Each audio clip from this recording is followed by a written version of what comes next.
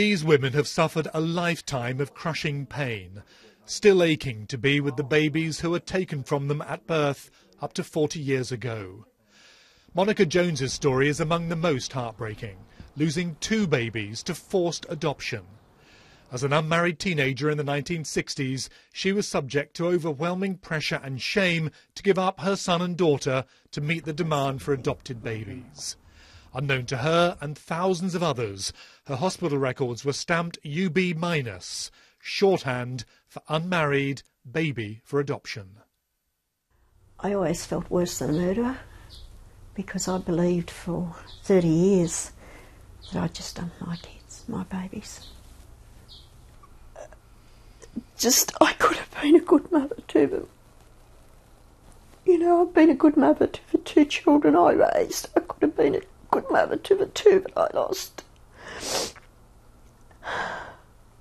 Last year, it arranged 355 adoptions. TV documentaries from the time picked up on the massive scale of adoptions, but hospitals systematically hid the methods they used to coerce mothers into giving up their babies. Do you think you're going to regret it later? Oh, I hope not, in something I just had to find out.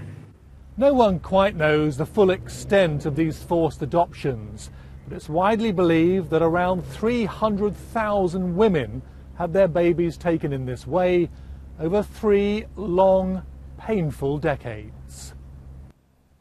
This woman was one of those social workers who applied the pressure on the pregnant teenagers. She doesn't want to be identified, but admits it was oppressive and illegal. I was encouraged to be fairly coercive, and to my shame I sometimes was.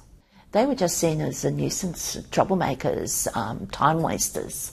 Just, sign your paperwork, have your baby and go. Let's get the system rolling. Maureen Melville was another of those subject to that unbearable pressure to give up her baby. She remains bitter. They took all our babies. How dare they take our babies and just say they are born unto adopted parents. Generations of women were punished for having sex outside of marriage and have spent their lives recoiling from its cruel consequences. Duncan Kennedy, BBC News.